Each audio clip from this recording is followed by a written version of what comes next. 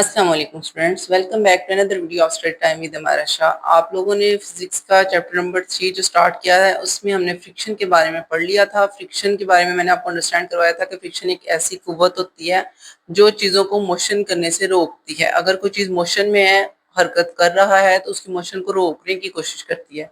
उसमें आप लोगों ने फ्रिक्शन की डेफिनेशन पढ़ ली थी। उसके अलावा मैंने आपको एग्जांपल बताई थी कि आपने ये वाली एग्जांपल कर लेनी है बॉल वाली, कि कोई भी बॉल जो है वो ग्राउंड के ऊपर रोल आउट कर रही है, तो जब वो रोल करती है तो उसको फ्रिक्शन रोकने की कोशिश करती है और आहिस्ता आहिस्ता जो है वो बॉल रुकना शुरू हो जाता है उस ऑपोजिट फोर्स की वजह से, जो फोर्स फ्रिक्शन अप्लाई कर रही है। ठीक है, इसके बाद आप लोगों ने डेसिपिटेटिव इफेक्ट ऑफ फ्रिक्शन भी पढ़ा था और डेसिपिटेटिव इफेक्ट ऑफ फ्रिक्शन भी पढ़ा था। और डेसिपेटिव इफेक्ट ऑफ फ्रिक्शन जो है वो भी शॉर्ट क्वेश्चन में आ सकता है, फ्रिक्शन का भी एक शॉर्ट क्वेश्चन बन सकता है और डेसिपेटिव इफेक्ट ऑफ फ्रिक्शन का भी शॉर्ट क्वेश्चन बन सकता है। इसकी भी आपने डेफिनेशन राइट करनी है, ये वाली डेफिनेशन है, और साथ में आपने एग्जांपल राइट कर देनी है, ये वाली एग्जांपल है। ठीक है, तो डेफिनेशन और एग्जांपल आपने इसकी भी राइट कर देनी है। इसके अलावा आपको एक शॉर्ट क्वेश्चन और मैंने नीचे बता दिया था, वो ये वाला है कि जो टायर्स होते हैं उनके ऊपर ये जो लाइनें लगाई जाती हैं, ये जो स्पेस रखी जाती है, ये स्पेस इसलिए रखी जाती है ताकि पानी इन लाइंस के अंदर से गुजर जाए जब बारिश वगैरह हो और आप लोगों के जो टायर है वो रोड के ऊपर फिसले नहीं। ठीक है, तो ये भी एक short question paper point of view के लिए आज से इंपॉर्टेंट है। इसके अलावा आज का जो हमारा टॉपिक है वो है स्लाइडिंग फ्रिक्शन।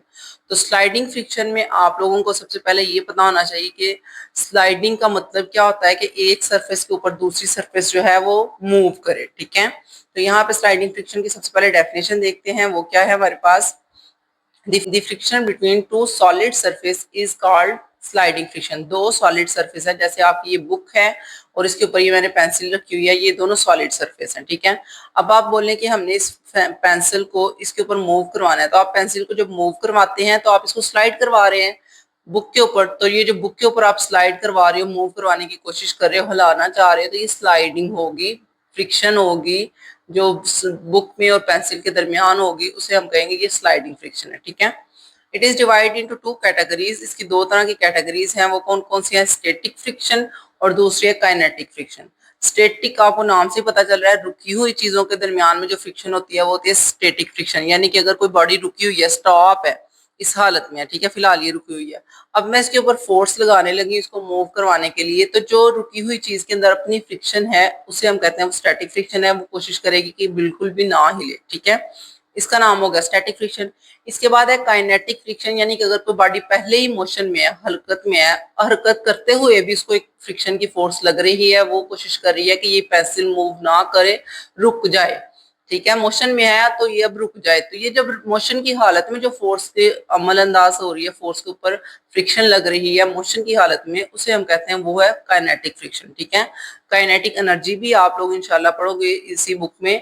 काइनेटिक एनर्जी भी उसी एनर्जी को कहते हैं जो किसी चीज की मोशन की हालत में एनर्जी होती है। ठीक है, सारी बात, अगर कोई मूव कर रही है बॉडी तो उसके अंदर कोई ना कोई एनर्जी है, तो उसका नाम होता है काइनेटिक एनर्जी। ठीक है, और उसी के नाम से यहाँ पे काइनेटिक फ्रिक्शन है कि मोशन की हालत में अगर कोई फ्रिक्शन की फोर्स होती है जो रोकने की कोशिश कर रही है मोशन को, तो वो हो जाएगी काइनेटिक फ्रिक्शन। और स्टैटिक फ्रिक्शन का मतलब है कि रुकी हुई हालत में जो फ्रिक्शन है, जो चाहती है कि बॉडी बिल्कुल भी ना हिले, उसको हम कहेंगे वो है स्टैटिक फ्रिक्शन। तो ये वाला शॉर्ट क्वेश्चन आपका पेपर में आ सकता है, what is sliding friction, right it's two categories या टू टाइप्स। तो आपने स्लाइडिंग फ्रिक्शन की डेफिनेशन ये वाली बता देनी है और इसके अलावा ये दोनों टाइप्स जो है इसकी राइट कर देनी है। ठीक है, इसके अलावा ये अलग से भी डिफाइन की जाती है, स्टैटिक फ्रिक्शन और काइनेटिक फ्रिक्शन, वो यहाँ पे आपको नजर आएगी, ये बुक के स्टार्टिंग वाले पेज पे है, यहाँ पे ये देखिए स्टैटिक फ्रिक्शन और काइनेटिक फ्रिक्शन इसके नीचे है। स्टैटिक फ्रिक्शन जो है इसकी डेफिनेशन यहाँ पे प्रॉपर नहीं है, तो डेफिनेशन याद करने के लिए आपने बुक के ये जो चैप्टर का लास्ट वाला पेज है ना उसको ओपन करना है, जहाँ पे की पॉइंट लिखे होते हैं, इस चैप्टर के एंड पे की पॉइंट्स होंगे, आपने वहां से इसकी डेफिनेशन याद करनी है स्टैटिक फ्रिक्शन की। ठीक है, तो सबसे पहले मैं आपको वहां से ओपन करके डेफिनेशन पढ़ा देती हूँ, स्टैटिक की और काइनेटिक दोनों की, फिर हम यहाँ से करेंगे, क्योंकि दोनों की प्रॉपर डेफिनेशन यहाँ पे नहीं लिखी हुई, ना ही स्टैटिक की यहाँ पे प्रॉपर डेफिनेशन है, ना ही काइनेटिक की। तो सबसे पहले हम इसकी डेफिनेशन समझते हैं, फिर हम यहाँ से ये वाली एक्सप्लेनेशन रीड करेंगे दोनों की, स्टैटिक की और काइनेटिक की। ठीक है, तो ये मैंने की पॉइंट्स ओपन कर लिए हैं। ये की पॉइंट बहुत ही ज़रूरी होते हैं, इनके अंदर बहुत ही छोटी-छोटी डेफिनेशंस लिखी होती हैं और इम्पोर्टेंट इस चैप्टर की सारी चीज़ें इसी में होती हैं, ठीक है? जो भी एमसीक्यूज़ आ सकते हैं, डेफिनेशंस आ सकती हैं, छोटी-छोटी उन्होंने एक ही पेज में सारा कुछ लिखा होता है। पूरे चैप्टर का एक ओवरव्यू होता है कि आपने पूरे चैप्टर में क्या-क्या पढ़ा है। तो उसमें सबसे पहले ये देखिए फोर्स की डेफिनेशन है, उसके बाद contact force, non contact force है, इसके अलावा न्यूटन्स के लॉ हैं, आपको इनर्शिया की डेफिनेशन मिल जाएगी, सेकंड लॉ की मिल जाएगी, Newton second law, third law, इसके अलावा आपको एक्शन और रिएक्शन के बारे में भी यहाँ पे दिखाया जा रहा है। तो ये सारा मैं एक जल्दी से पढ़ रही हूँ क्योंकि ऑलरेडी आपने ये किया हुआ है। अभी हम अपने मेन टॉपिक की तरफ जा रहे हैं, जो हमने पढ़ना है वो है स्टैटिक फ्रिक्शन और काइनेटिक फ्रिक्शन। तो उस तक पहुंचने से पहले वाली चीजें भी आपको साथ साथ बताती है। तो यहाँ पे मैस की भी डेफिनेशन है, वेट की भी डेफिनेशन है, इसके अलावा फोर्स की भी डेफिनेशन है, फ्रिक्शन की भी डेफिनेशन है। ये फ्रिक्शन की डेफिनेशन है, ये आपने रीड कर लेनी है यहाँ से, ठीक है? जिन बच्चों को वहां पे नहीं मिल रही स्टार्टिंग पे बुक पे, तो वो यहाँ से रीड कर लीजिएगा, की पॉइंट्स है। इसके बाद आ जाती है स्टैटिक फ्रिक्शन। तो ये है जो आपने अभी रीड करनी है। स्टैटिक फ्रिक्शन क्या होती है? The resisting force between the two surface before before the motion start is called the static friction. यानी कि जब तक कि मोशन स्टार्ट नहीं होती उससे पहले पहले जो भी फ्रिक्शन दोनों बॉडीज के दरमियान होगी उनको हम कहेंगे वो है स्टैटिक फ्रिक्शन, ठीक है? The resisting force between the two surface, दो सरफेस के दरमियान, जैसे ये बुक है और ये पेंसिल है, अगर ये रुकी हुई हालत में है तो फिलहाल इसके ऊपर जो फ्रिक्शन लग रही है वो है स्टैटिक फ्रिक्शन, ठीक है? क्योंकि अभी ये मूव नहीं की पेंसिल। जब ये पेंसिल मूव करेगी, हिलना शुरू करेगी, तो हम इसे कहेंगे इसके अंदर मोशन आ चुकी है, तो ये हो जाएगा फिर काइनेटिक फ्रिक्शन, क्योंकि मोशन नाम ही काइनेटिक का होता है, ठीक है? मोशन काइनेटिक का ही नाम है तो हम उसको काइनेटिक फ्रिक्शन कहेंगे। तो ये डेफिनेशन हो जाएगी स्टैटिक फ्रिक्शन की। इसके बाद आपने पढ़ना है काइनेटिक, तो उसी के नीचे है the friction during the motion is called kinetic friction. Motion के दौरान जो आपको फ्रिक्शन फेस करनी पड़ती है वो होती है काइनेटिक फ्रिक्शन। ये बहुत ही छोटी है और ऊपर वाली थोड़ी सी लेंथ है, लेकिन वो भी आसान है, ठीक है? तो ये आपने दोनों कर लेनी है, स्टैटिक की और उसकी काइनेटिक की। स्टैटिक फ्रिक्शन के आगे एक और लाइन है, वो भी जरा एक दफा रीड कर ले। The maximum value of static friction is called the limiting friction. तो ये लिमिटिंग फ्रिक्शन की डेफिनेशन है, इसको भी आपने मार्क कर लेना है और याद जरूर करना है। लिमिटिंग फ्रिक्शन का भी शॉर्ट क्वेश्चन आ सकता है, व्हाट इज लिमिटिंग फ्रिक्शन? तो आप बता सकते हैं कि ऐसी मैक्सिमम वैल्यू स्टैटिक फ्रिक्शन की होती है जिसको हम नाम दे देते हैं लिमिटिंग फ्रिक्शन का, ठीक है? तो जितनी ज्यादा स्टैटिक वैल्यू होगी स्टैटिक फ्रिक्शन की, उतनी ज्यादा लिमिटिंग फ्रिक्शन होगी, ठीक है? तो यहाँ पे तीन डेफिनेशन आपको मैंने अभी बताई है, स्टैटिक फ्रिक्शन की, लिमिटिंग फ्रिक्शन की और काइनेटिक फ्रिक्शन की, ठीक है? तो ये तीनों मार्क कर लीजिएगा और यहाँ से याद कीजिएगा। अब हम इसकी एक्सप्लेनेशन देखते हैं जो बुक पे बताई गई है।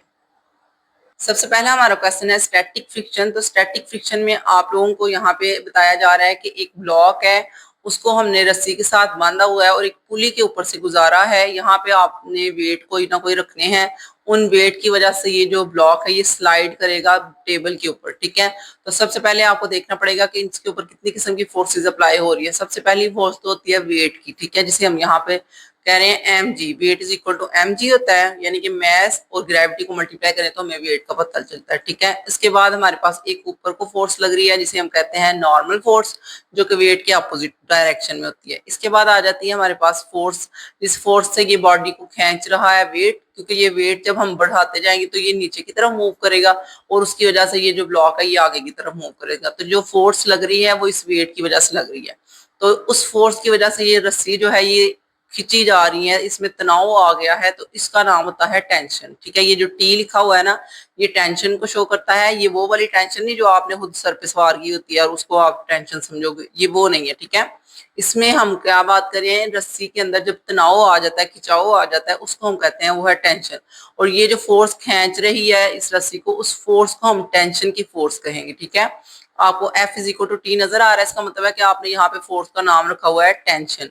तो जारी बात है हर एक फोर्स होती है वो पेयर की तरह होती है। तो अगर कोई फोर्स आगे की तरफ मूव करिए तो उसके अपोजिट एक फोर्स होती है, उसका नाम होता है, वो कौन सी फोर्स है? स्टैटिक फ्रिक्शन की। तो इसलिए F के साथ S लिखा हुआ है, जिसका मतलब है ये है स्टैटिक फ्रिक्शन, ठीक है? तो ओवरऑल जब आप इसको रीड करते हो तो हर एक फोर्स जो है वो पेयर में ही असर करेगी। अगर वेट है तो उसके अपोजिट नॉर्मल होता है, अगर फोर्स किसी चीज को खींच रही है तो उसके अपोजिट फ्रिक्शन होती है, ठीक है? तो जब तक ये बॉडी मूव नहीं करती, रुकी हुई रहती है, आपने यहाँ पे एक दो वेट रखा है लेकिन उस वेट की वजह से ये बिल्कुल मूव नहीं की, तो इसका मतलब है इसकी फ्रिक्शन की फोर्स जो है वो स्टैटिक फ्रिक्शन है, ठीक है? जब आप वेट बढ़ाना शुरू कर दोगे, 3-4 आपने केजी के यहाँ पे वेट रख दिए हैं, फिर ये इसको मूव करवाना शुरू कर देंगे। तो जो मूव करवाएंगे, जब मोशन की हालत में ये आ जाएगी तो उस टाइम जिसके ऊपर फ्रिक्शन लग रही है वो स्टैटिक फ्रिक्शन नहीं काइनेटिक होगी। ओके, तो ये आपको पता चल गया है। अब हम इसको यहाँ से रीड कर लेते हैं। Let us consider the motion of a block on a horizontal surface. Horizontal surface कहा जा रहा है टेबल की सरफेस को, ठीक है।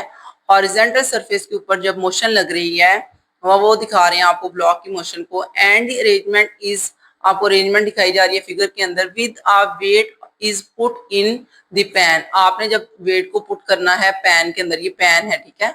इसके अंदर जब आपने वेट को रखना है तो सारी बात है पहले स्टार्टिंग पे तो ये मूव करना नहीं शुरू करेगी, लेकिन जैसे जैसे आप वेट बढ़ाएंगे तो फिर ये ब्लॉक जो है ये मूव करना शुरू कर देगा।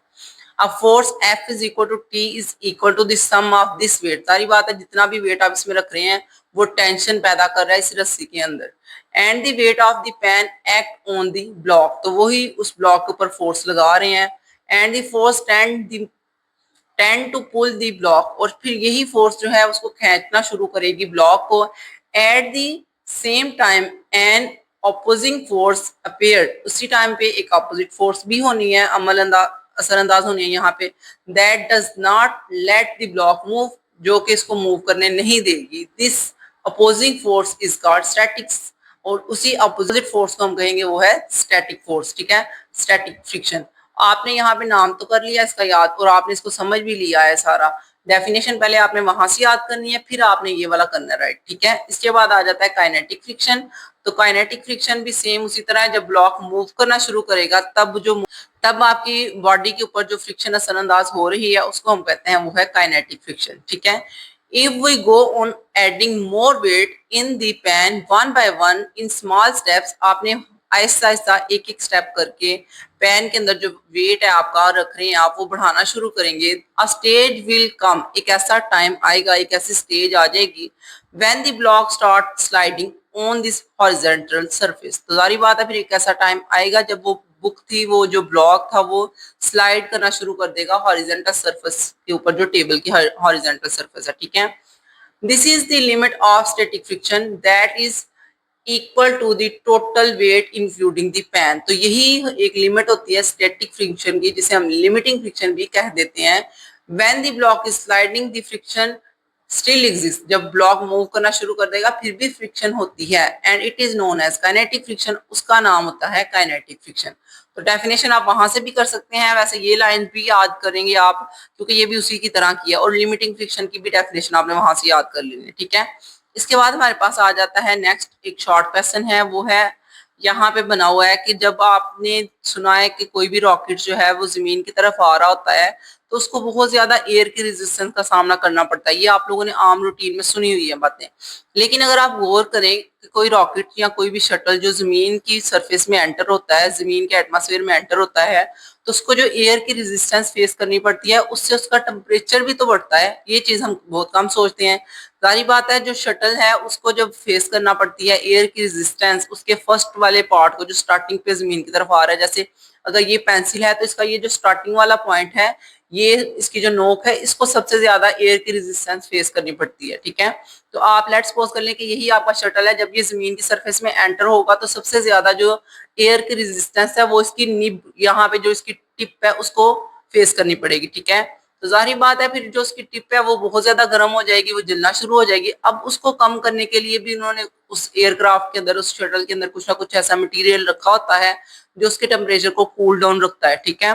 तो यहाँ पे इसको रीड करते हैं। When a shuttle is re-enter the earth atmosphere, the friction caused by the atmosphere rises the surface temperature of the shuttle to over 950 degree centigrade, यानी कि 950 डिग्री सेंटीग्रेड तक उसका टेम्परेचर जो है वो बढ़ जाता है। अब वो सोचे इतना ज्यादा टेम्परेचर, हमारे यहाँ पे 50 से कम ही होता है टेम्परेचर, फिर भी हमें इतनी गर्मी लग रही होती है।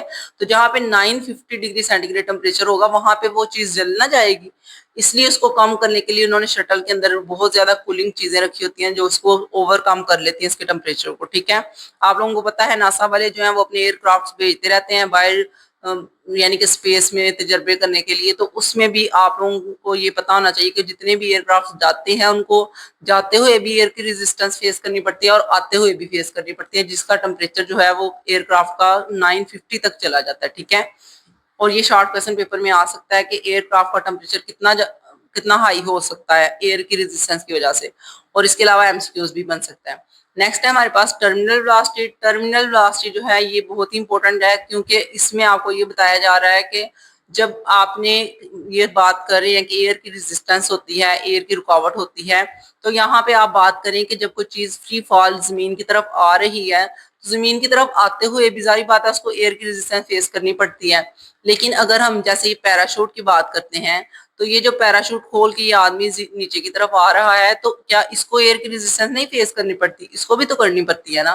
तो जो इसको एयर की रेजिस्टेंस फेस करनी पड़ती है वो इसको आराम आराम से नीचे की तरफ लाती है, क्योंकि ये जो आपका गुब्बारा सा होता है इसके अंदर हवा फिल हो जाती है और ये इसको आराम से नीचे लाती है। लेकिन अगर आप किसी पत्थर वगैरह को फेंके तो वो जो है वो स्पीड से नीचे आता है, क्योंकि ग्रेविटी उसको जल्दी जल्दी खींच रही होती है।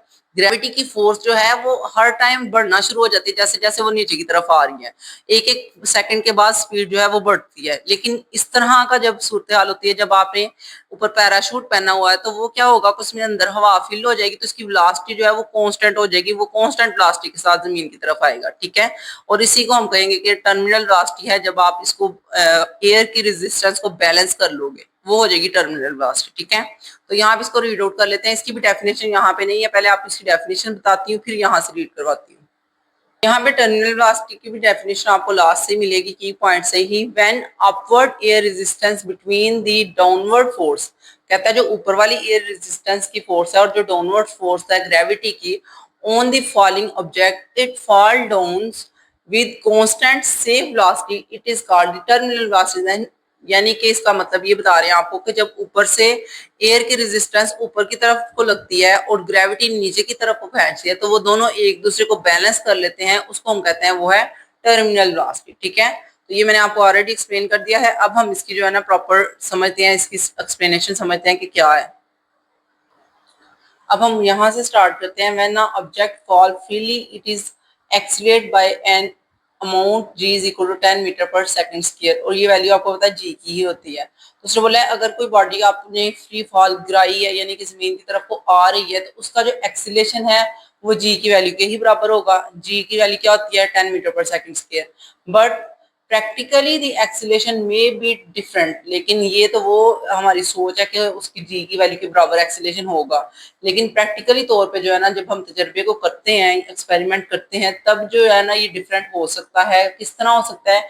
Air resistance play an important role in determining how fast an object accelerate when it fall. कहता है जो एयर की रेजिस्टेंस है वो एक बहुत इंपॉर्टेंट रोल प्ले करती है ये बताने में कि कितनी स्पीड से कोई भी बॉडी जो है वो एक्सीलरेट करेगी। ठीक है, तो यहाँ पे उसको नीचे बता रहे हैं कि कैसे होगा। If we drop a cricket ball and a piece of styrofoam, आपने एक क्रिकेट बॉल यानी कि जो हॉट बॉल होती है वो वाली, और एक स्टेरोफॉर्म। स्टेरोफॉर्म कहते हैं आप लोगों ने अपनी फ्रीजर्स के ऊपर वो जो व्हाइट कलर के फोम नहीं रखे होते, जो छोटे छोटे सुराख सुराख से लगते हैं और छोटे छोटे से वो सर्कल सर्कल बने होते हैं, व्हाइट कलर का होता है। ठीक है, उसको स्टेरोफोम कहते हैं। अगर मुझे पिक मिली तो मैं आपको साथ इसकी पिक दिखा दूंगी। ठीक है, स्टेरोफोम और जो आपने क्रिकेट की बॉल है, इन दोनों को जमीन की तरफ फेंकना है। अब आप बताएं कौन सी चीज जो है वो जल्दी आएगी? ये आपको सोचने की बात है। कुछ बच्चे सोच रहे होंगे कि बॉल जल्दी आएगी, कुछ बच्चे सोच रहे होंगे स्टेरोफोम तो हल्का सा होता है वो जल्दी आ जाएगा। ठीक है, लेकिन ऐसे नहीं है। मैं आपको इसको एक्सप्लेन कर देती हूँ। देखें, जो हमारे पास एयर की रेजिस्टेंस है ना, हवा की रुकावट है, वो डिपेंड करती है सरफेस एरिया पे। देखो, जितना ज्यादा सरफेस एरिया होगा उतना ही उसको एयर की रेजिस्टेंस को ज्यादा फेस करना पड़ेगा। जितना कम सरफेस एरिया होगा उतनी ही एयर की रेजिस्टेंस कम, उतनी एयर की रेजिस्टेंस कम होगी। देखिए, आप सोचें जरा, अगर यहाँ पे ये जो बुक है, ये बुक बड़ी है ना, इसका सरफेस एरिया ज्यादा, ये देखो, ये इसकी लंबाई चौड़ाई, ये पूरा ओवरऑल इसको देखो तो ये चौड़ी लंबी है, इसका मतलब इसका सरफेस एरिया ज्यादा है। लेकिन अगर आप बात करो पेंसिल की, तो पेंसिल का सरफेस एरिया कम है, आपको नजर आ रहा है, ये छोटी सी है, उसका सरफेस एरिया भी कम है। अगर इन दोनों को मैं इकट्ठा जमीन की तरफ नीचे फेंकती हूँ तो पेंसिल जल्दी आ जाएगी एज कम्पेयर टू बुक, क्योंकि जो बुक है उसका सरफेस एरिया ज्यादा है।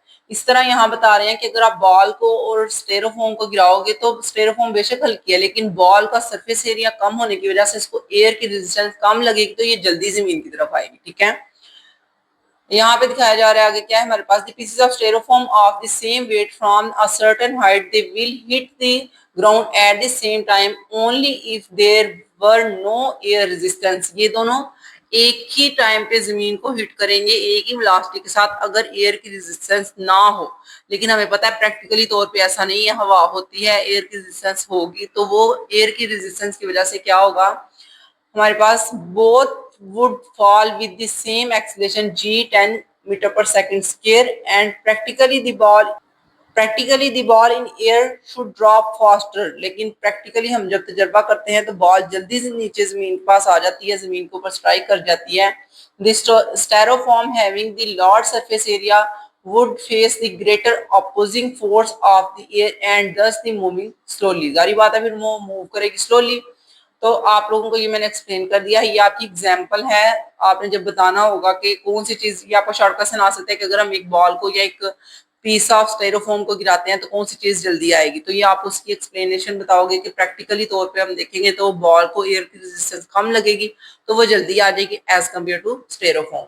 इसके बाद यहाँ पे आपने जब टर्मिनल वेलोसिटी की डेफिनेशन पेपर में बतानी है उसके बाद आपको एक एग्जांपल बतानी पड़ेगी। तो एग्जांपल आपने ये वाली बतानी है, अ पैराट्रोपर फॉलिंग विद टर्मिनल वेलोसिटी। क्योंकि पैराट्रोपर जो होता है वो टर्मिनल वेलोसिटी के साथ आता है। वो क्यों टर्मिनल वेलोसिटी के साथ आता है, क्योंकि एयर की रेजिस्टेंस जो होती है वो कम हो जाती है, वो यहाँ पे बॉल में इस गुब्बारे में हवा भर जाती है। तो ये वाली जो एयर की रेजिस्टेंस होती है वो बिल्कुल ग्रेविटी के बराबर बराबर हो जाती है और ये बैलेंस हो जाता है, इस वजह से ये आराम से नीचे आ रहा होता है, इसकी टर्मिनल वेलोसिटी होती है इस वजह से। ठीक है, experiments have made in this respect, and it was found that the faster an object fall, the more air resistance will be exert on it। जितना तेजी से कोई भी बॉडी नीचे आएगी उतनी ही ज्यादा उसको हवा की रुकावट फेस करनी पड़ेगी। A speed is finally attained at which the upward force of air resistance balance the downward force of gravity।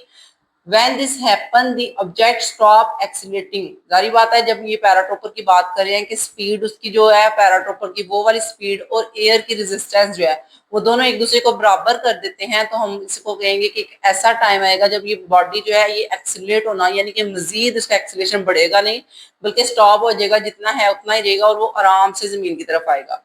It keep falling at the constant, जारी बात है वो कांस्टेंट वेलोसिटी के साथ आ रहा है, कांस्टेंट स्पीड के साथ आ रहा है। नेक्स्ट पेज पे देखते हैं, with the constant velocity and the constant velocity achieved by an object is called terminal velocity। तो ये वाली जो velocity है ये terminal velocity हो जाएगी जो उसने पैराट्रोपर ने अचीव कर ली थी। ठीक है, when a heavy object like a meteoroid, ये आप लोगों ने सुना होगा कि मेट्रॉइड तो आया है, उसकी मेट्रॉइड शावर हो रहे हैं, ये आप लोगों ने काफी दफा वर्ड सुना हुआ है। Does not gain an infinity velocity as it fall to the अर्थ।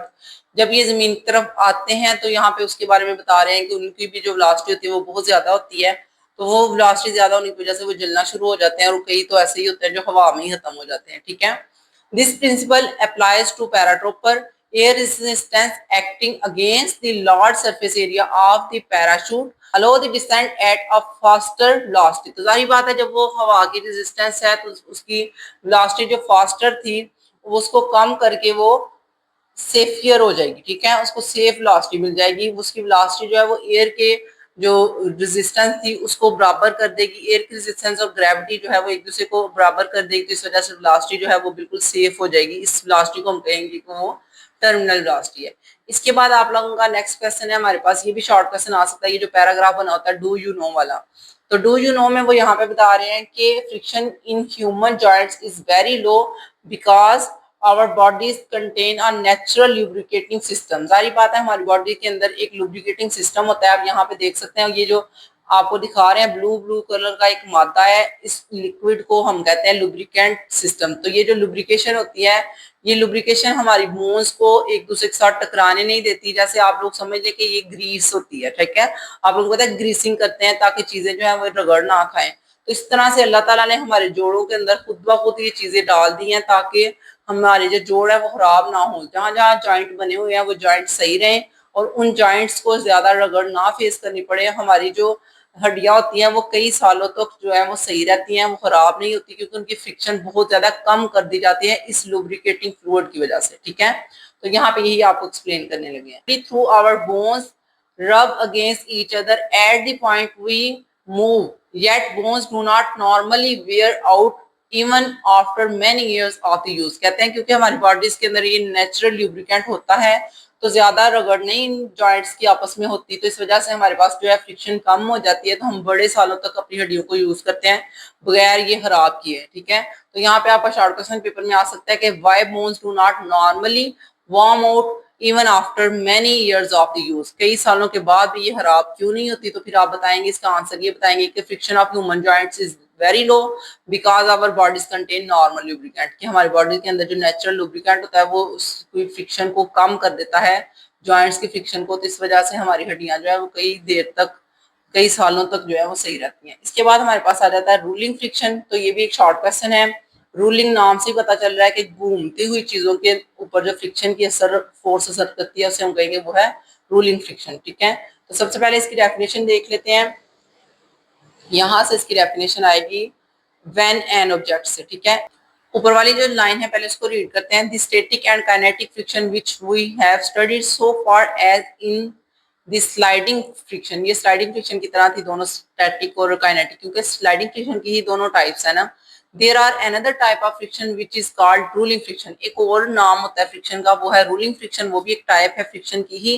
तो when an object is roll over a surface the friction produce is called rolling friction. जब कोई भी बॉडी रूल करती है, जैसे ये टायर है ये घूम रहा है इसके ऊपर, रोड के ऊपर, तो ये रूल कर रहा है, तो जारी बात है फिर उसका नाम हो जाएगा रोलिंग फ्रिक्शन। ठीक है, उसकी एग्जाम्पल में भी आप यही दे सकते हैं कि ये जो व्हील होता है, जो टायर है, ये सड़क के ऊपर घूम रहा है, तो इसका मतलब है कि ये रूलिंग फ्रिक्शन की एग्जाम्पल है। ठीक है, उसने यहाँ पे नेक्स्ट बताया हुआ है the idea of ruling friction is associated with the concept of wheel. तो ये जो रूलिंग फ्रिक्शन का आइडिया था ये व्हील को देख के ही जहन में आया था कि जो चीजें घूमती हैं उनके ऊपर भी तो सारी बात है फ्रिक्शन लगेगी, तो उसका नाम जो होगा वो हो जाएगा रूलिंग फ्रिक्शन। ठीक है, इन आवर एवरीडे लाइफ, हम अपनी आम रूटीन की जिंदगी में क्या करते हैं, we have observe that a body with wheels faces less friction as compare to a body of same size without wheel. कहते हैं अगर कोई भी बॉडी है, जैसे ये कार हो गई है, तो ये कार अगर इसके नीचे टायर ना हो तो इसको मूव करवाने के लिए बहुत ज्यादा फ्रिक्शन फेस करनी पड़ेगी एज कम्पेयर टू जब आप इसके नीचे टायर लगा दें।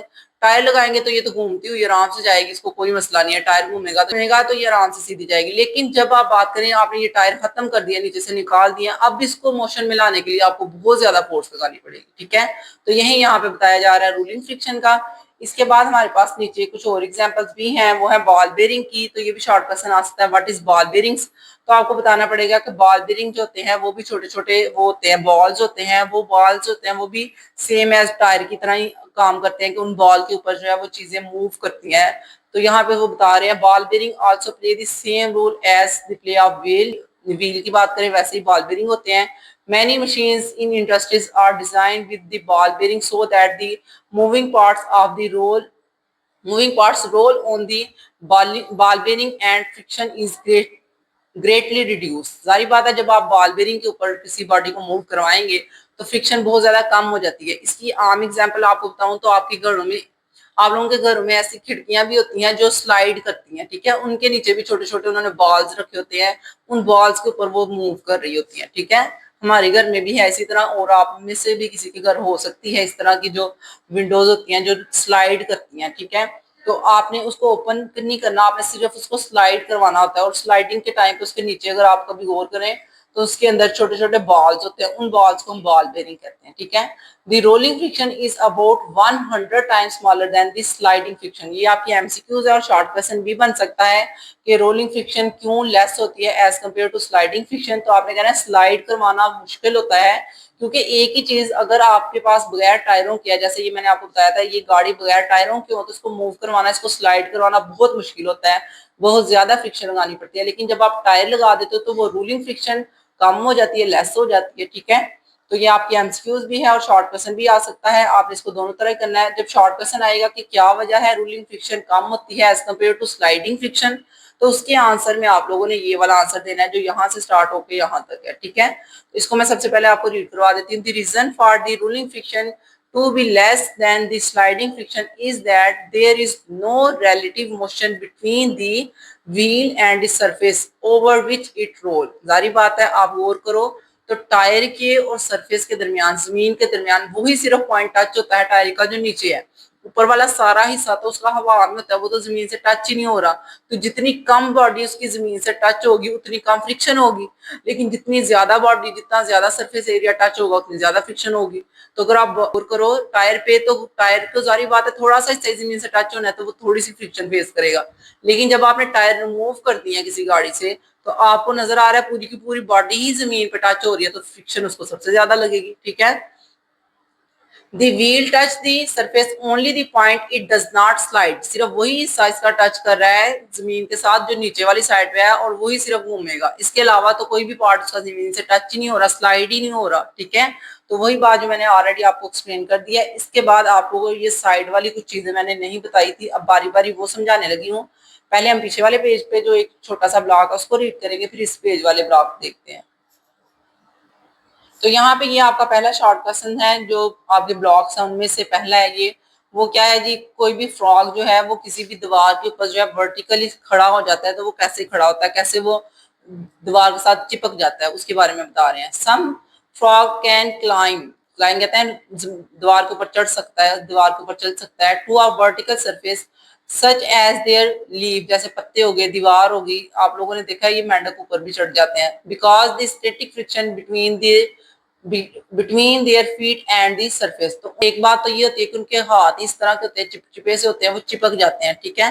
दूसरी बात यहाँ पे होती है कि फ्रिक्शन होती है इनके दरमियान, हैंड्स और वॉल के दरमियान, या फिर आप हैंड और लीव के दरमियान कह सकते हैं कि फ्रिक्शन होती है जो इस फ्रॉक को यहाँ पे रोके रखती है। ठीक है। तो ये भी शॉर्ट क्वेश्चन आ सकता है कि why frog can climb to a vertical surface. ठीक है। जस्ट यहाँ पे सम की जगह पे वाई लिख देंगे तो फिर आपने ये वाला आंसर इसका बता देना कि वो फ्रिक्शन होती है जो स्टैटिक फ्रिक्शन होती है उसको वहां पे रोके रखती है। उसके बाद आपका जो शॉर्ट क्वेश्चन था वो ये वाला मैंने रीड करवा दिया, वो है डू यू नो वाला, ये तो हो गया। इसके अगले वाले पेज पे देखते हैं कौन सा है। नेक्स्ट पेज पे आप लोगों ने ये बोन्स वाला तो मैंने आपको बता दिया था कि हमारे जॉइंट्स में लुब्रिकेंट फ्लूइड होता है। इसके बाद ये वाला आपको मैंने ये व्हील का भी बता दिया है कि व्हील जो होते हैं वो एज कम्पेयर टू अगर आप विदाउट व्हील मूव कर रहे हैं तो वो भी आपको मैंने एक्सप्लेन कर दिया है। ये वाली ब्लॉक भी एक तरह से हो गया है। नीचे वाला ब्लॉक जो है आपका वो भी शॉर्ट क्वेश्चन और एमसीक्यूज में आ सकता है, इसलिए आपने इसको अच्छी तरह करना है। पेपर में क्वेश्चन आ सकता है होवरक्राफ्ट। ये जो होवरक्राफ्ट है वो यहाँ पे वर्ड जो है इसका ले रहे हैं, इसका नाम है होवरक्राफ्ट। ठीक है। A hovercraft is a kind of ship, ये भी शिप की तरह का ही होता है। That can move over the surface of water, ये पानी के ऊपर भी चल सकता है और पानी के अंदर भी चल सकता है। ठीक है। एंड ग्राउंड बोथ, यानी कि पानी के ऊपर और पानी के अंदर दोनों तरह ये मूव कर सकता है। Air is ejected underneath by powerful fan forming cushions of air. जारी बात है ये हवा को, ये जो इसके बड़े बड़े इन्होंने फैन लगाए हैं, एक खींच के पीछे की तरफ भेज रहे हैं, तो फिर आपकी जो गाड़ी है, जो शिप है, वो आगे को मूव करेगा जब आप हवा को पीछे को भेज रहे हो।